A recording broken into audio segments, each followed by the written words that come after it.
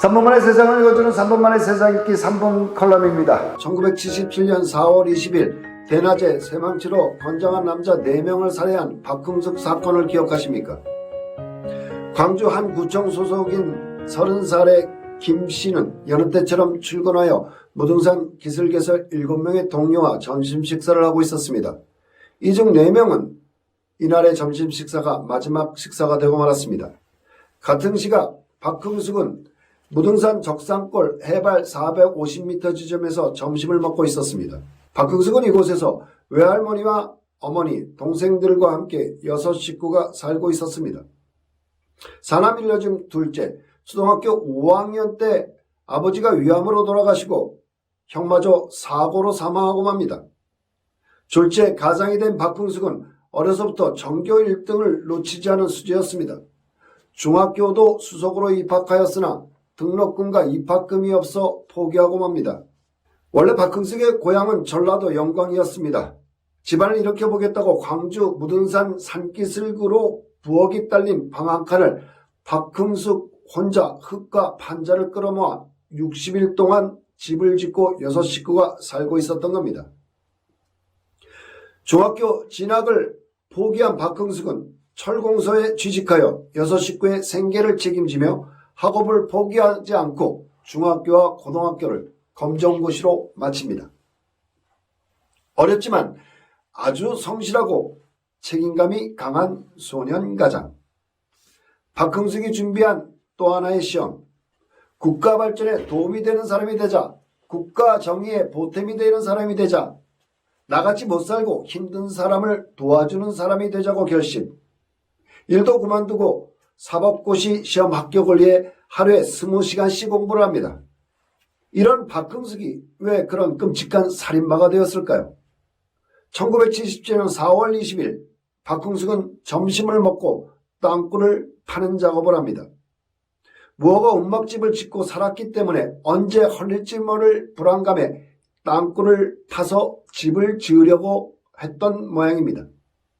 구청 직원이 집이 헐리지 않으려면 땅속으로 들어가라는 말을 해줬기 때문이죠. 당시 항공사진에 찍히면 무허가 판자천, 적산 가옥 등이 무참히 헐려나갔습니다. 때마침 광주에서는 전국체전이 열리기로 되어 있고 박정희 대통령이 헬기를 타고 무등산을 지나게 되어 각하가 내려다보고 저게 뭐야? 라는 말을 할까봐 알아서 기었던 거죠. 점심 식사를 마친 7명의 김씨 일행은 쇠망치를 들고 박흥숙의 집으로 향합니다. 일명 망치부대. 박흥숙의 집은 무참히 헐리기 시작합니다. 그리고 불을 지르려고 합니다. 박흥숙은 지붕 위로 뛰어 올라가서 제발 불만은 지르지 말아달라고 애원합니다. 철거 반원들로부터 불을 안 지르겠다는 약속을 받아내고서야 박흥숙은 지붕 위에서 내려옵니다. 그러나 철거 반원들 망치 부대원들은 약속을 어기고 불을 지릅니다. 어머니가 안 된다고 소리치며 집으로 뛰어들어가려 합니다. 어렵게 남의 집 일을 봐주며 모아놓은 돈 30만 원이 거기 있었기 때문입니다.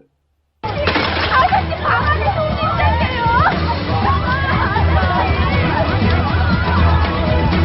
있잖아요. 집은 활활 타오르기 시작합니다. 어머니는 실신하고 말았습니다. 박흥숙은 몹시 격분했지만 참았습니다. 울고 불고 난리가 난 집안 식구들을 달랩니다. 이분들도 시켜서 하는 거야. 이분들은 잘못이 없어. 이분들도 우리와 같은 서민이야 라고 하면서 달랩니다.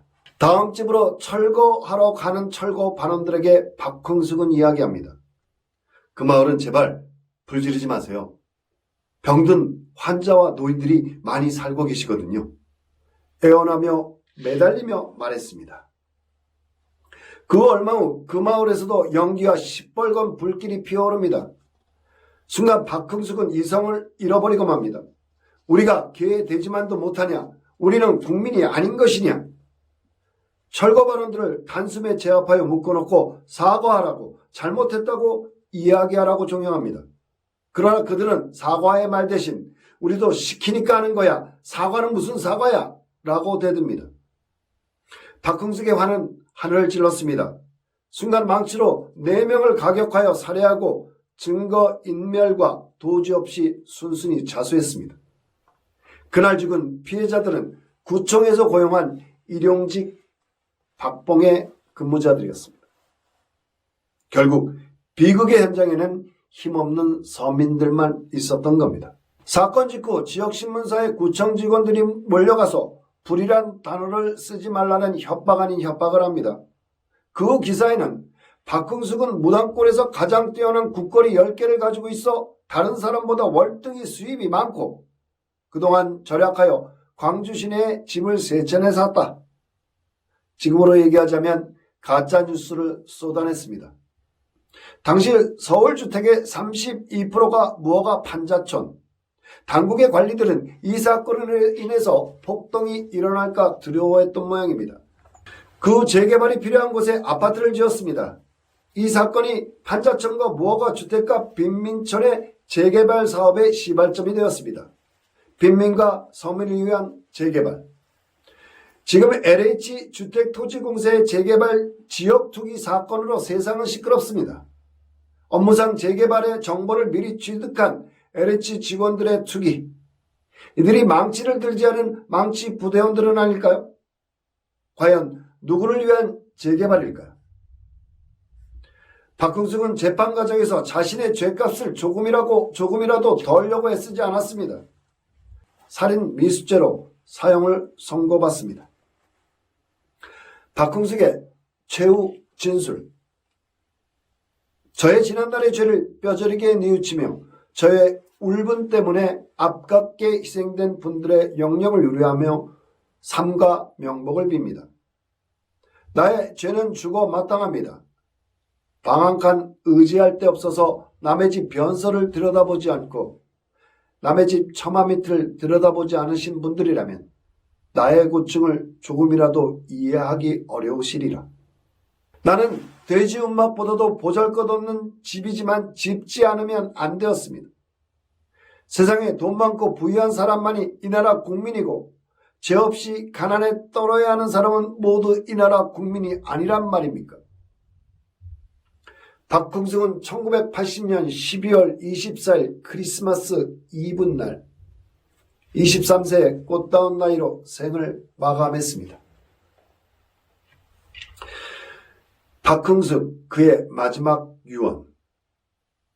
나의 운막이 있었던 무등산 기슭에 묻히고 싶다. 그의 유언은 끝내 허가받지 못했습니다. 이 나라 국민이고 싶다는 박흥숙의 마지막 말이 제 마음에서 떠나지 않습니다. 이들 모두는 피해자였습니다. 3부 클럽이었습니다.